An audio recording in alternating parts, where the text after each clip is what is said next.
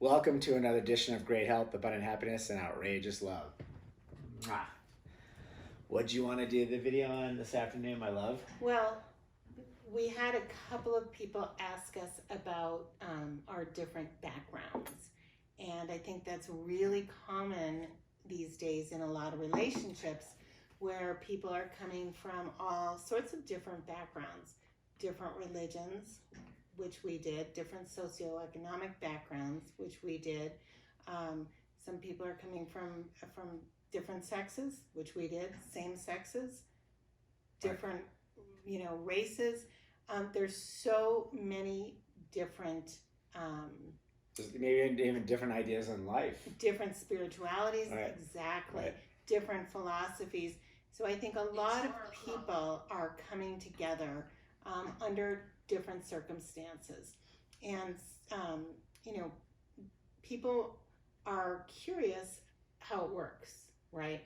I guess so. You specifically, you've had a lot of questions, but I've there's had a a lot of question people ask recently. me They're about asking this. about what? How did you make it work, or what was it I specifically? think they were asking what our different religious backgrounds were and how that works. And I'd like to preface it with the fact that we did, in fact, grow up with different religious backgrounds. However, that was never a priority for either Yeah. of us. So I don't think the specific religions are important because, as we came together, we really didn't bring our religions along with us. Right. That was something that I think belonged to our families, Well, that they presented to us as their children, and as adults, it's something that you and I didn't really fully choose to engage in. well, yeah. We have to be careful on this one too, because there's a lot of people out there listening that, Right. whether they grew up that way or they took on this religion, but they're hardcore. I'm going to say. Right. We're, I guess, of a mindset that, we're pretty spiritual, but it's kind of above the religion, if you will, the religion that, someone wrote this book and we're going to follow these rules. Mm-hmm. I'm talking about organized religion, but you do have to be careful because some people are very, very focused on their organized religion. I think, Absolutely. we're kind of thinking we're operating at a higher level where basically, those kinds of things are, not as important in the overall relationship. Right. Right? Exactly. Ironically, you and I were intrigued by each other's, by the differences that we had, as opposed to, I think a lot of times people come into it and they're not so much intrigued as they want you to believe their way and only their way. And really, a lot of this goes to the family and the parents. But also some people do feel really strongly about their own religion. And, again, the funny thing is, had you been really excited about your religion, or had I been really excited about my religion or really into it, either one of us would have embraced it. Yeah. And well, I think that one thing you said there that just resonated with me. That's what I'm trying to say, because people are really, into it and hardcore. You just said it.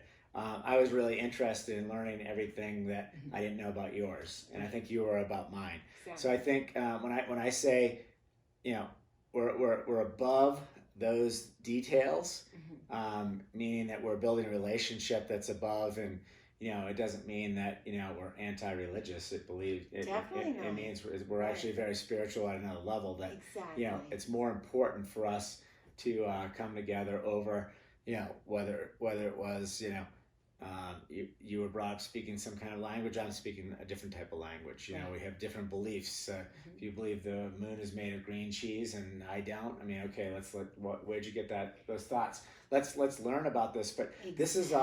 this is all ego, and this is all the lower self. As we're talking and living on this planet, everyone's got to decide, how am I going to play this game right here on this planet? Exactly. And are these things so important that you can't get along with anybody else who doesn't believe the same way. That Right. could be pretty dangerous. Right. And Right. there are plenty of people who play in that arena, and that's okay.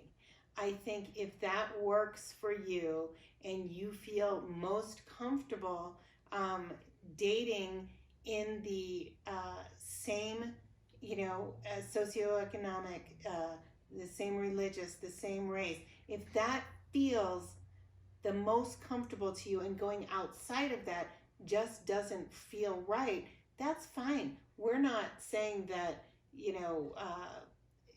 the way that we did it is the only way to do it.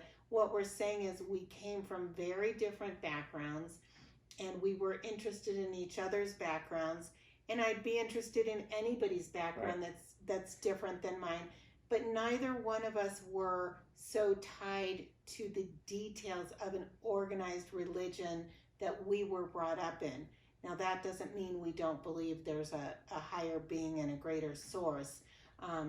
We have a very strong spiritual belief that we do happen to share together, and that we're constantly learning and growing about, and constantly sharing that with other people.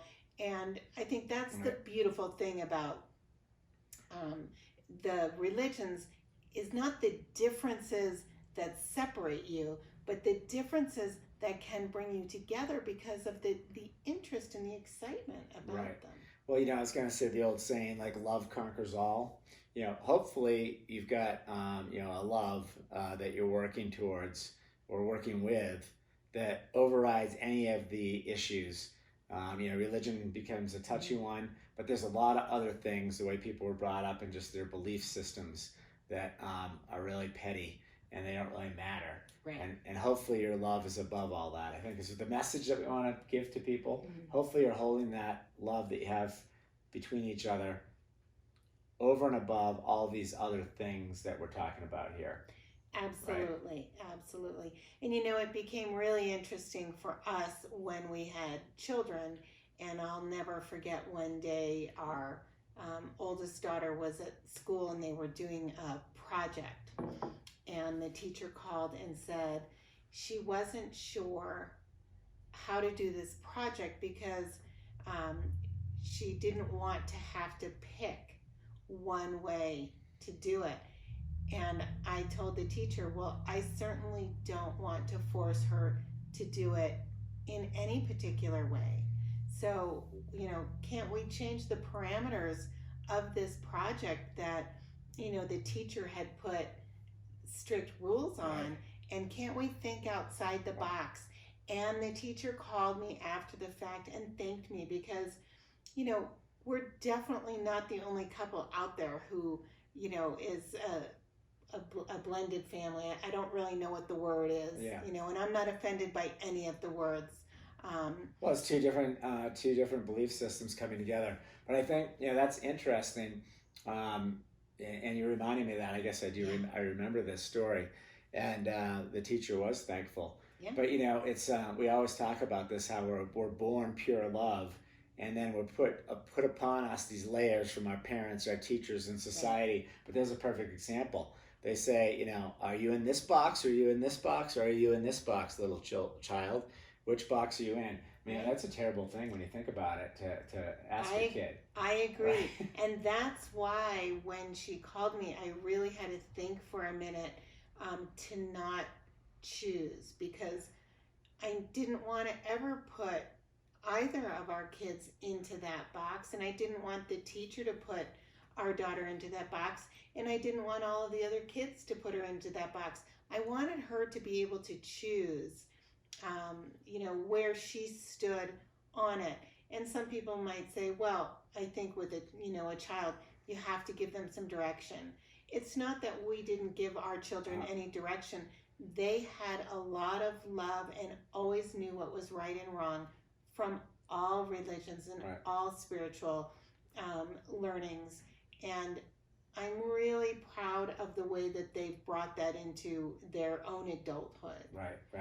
And made their own choices. Well, I think the direction we gave always was, we wanted to educate them on both types of beliefs, but most importantly, the difference between good and bad, and then let them decide on whether they want this belief or that belief or some other one at the end of the day. Exactly, right? not just how we grew up, because quite frankly, I grew up in a household that, although I came of one particular religion, my parents were pretty chauvinistic about it.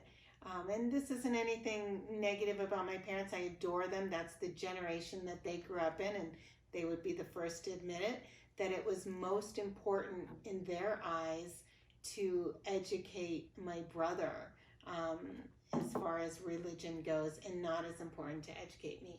That's interesting. And you can ask them about that.